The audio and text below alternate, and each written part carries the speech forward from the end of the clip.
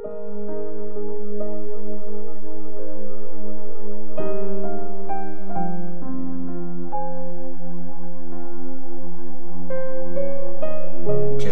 chapter 24. Ang magaganda at ang mga bulok na figs. Pagkatapos dalhin bihag ni King Nebuchadnezzar ang anak ni Jehoiakim na si King Jehoiakim ng Juda, kasama ang mga leaders, mga mahuhusay na manggagawa at mga panday mula sa Jerusalem papuntang Babylonia, pinakita ni Lord kay Jeremiah ang 2 basket ng figs na nakalagay sa harap ng temple. Magagandang figs ang laman ng unang basket.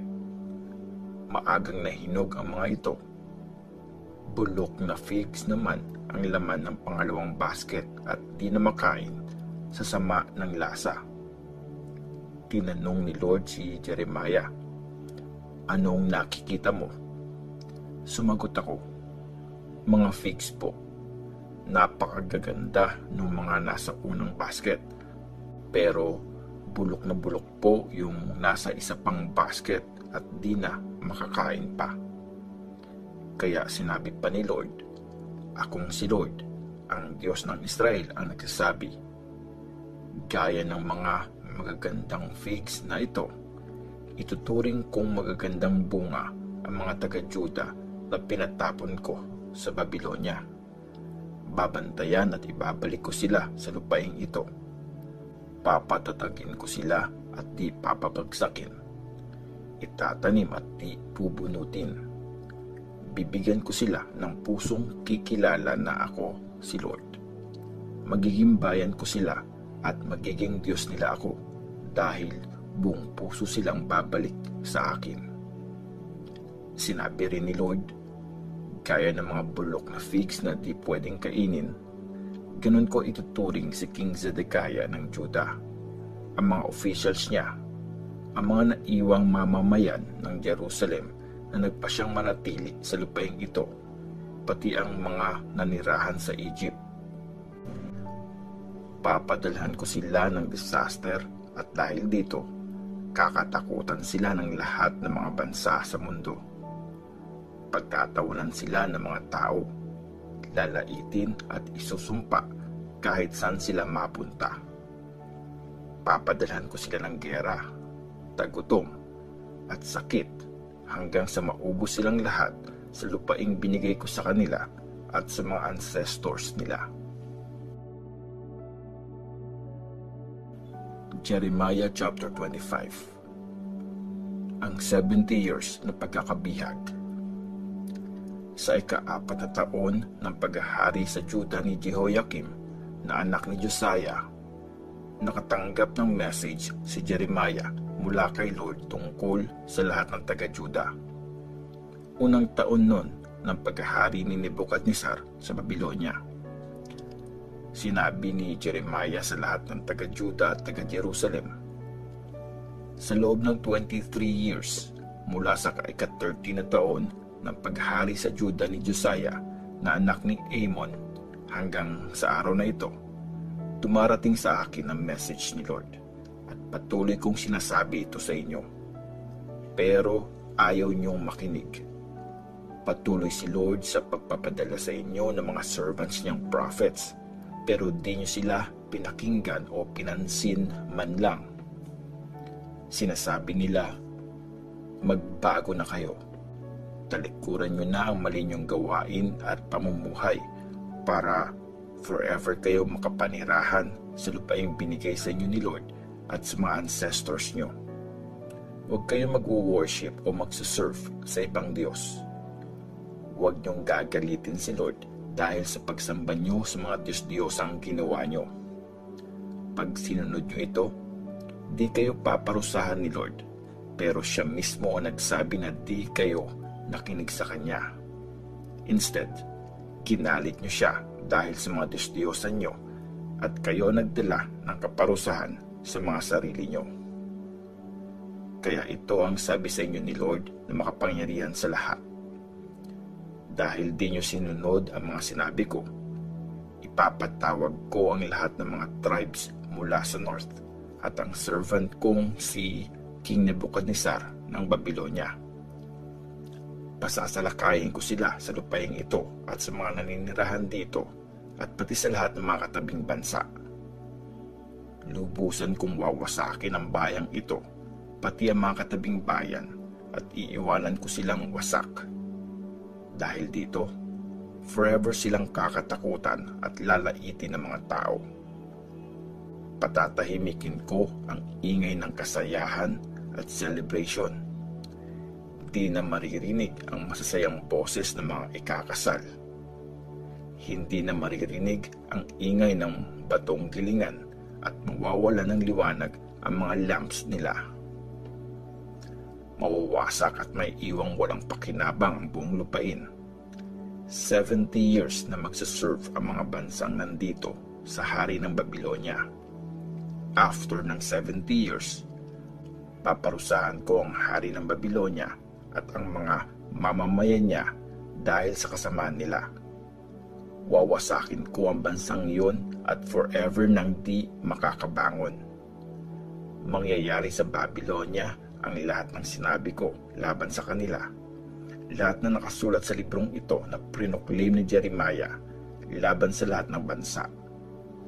Pagbabayarin ko ang Babylonia sa lahat ng mga ginawa nila at aalipinin sila ng maraming bansa at ng mga powerful na hari. Ang judgment ni Lord sa mga bansa. Sinabi ni Lord kay Jeremiah, ang Diyos ng Israel, narito ang isang baso ng alak na puno ng galit ko. Kunin mo ito at ipainom sa mga bansang papupuntahan ko sa iyo.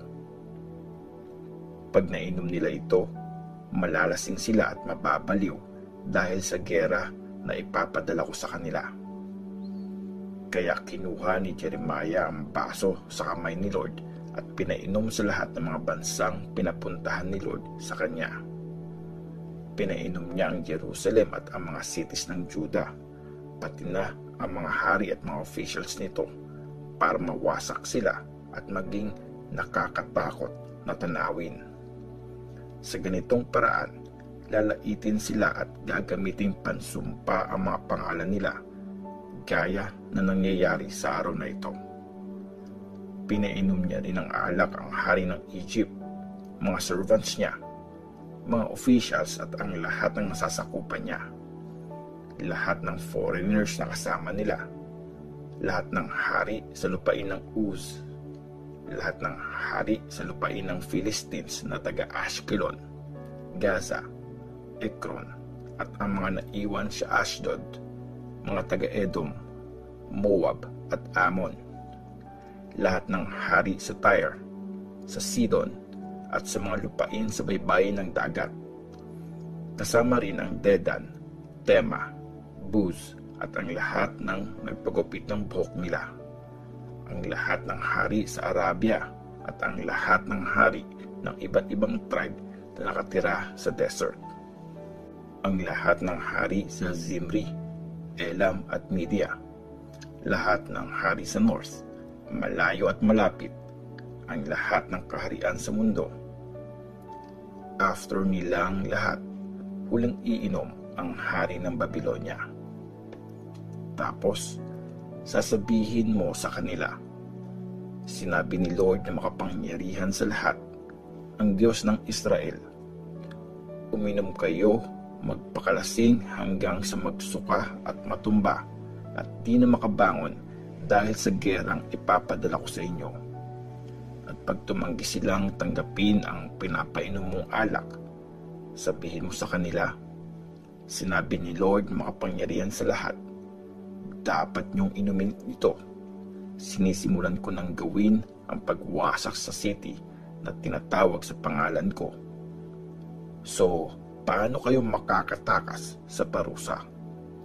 Di kayo makakaligtas sa parusa kasi padadalhan ko ng gera ang lahat ng naninirahan sa mundo.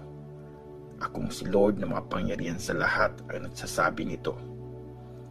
Kaya ikaw, Jeremiah, i-proclaim mo sa kanila ang lahat ng ito. Sisigaw si Lord mula sa kaitaasan. Magsasalita siya mula sa banal niyang tahanan. Sisigaw siya ng sobrang lakas, gaya ng mga pumipisa ng mga grapes, at maririnig siya ng lahat ng naninirahan sa mundo.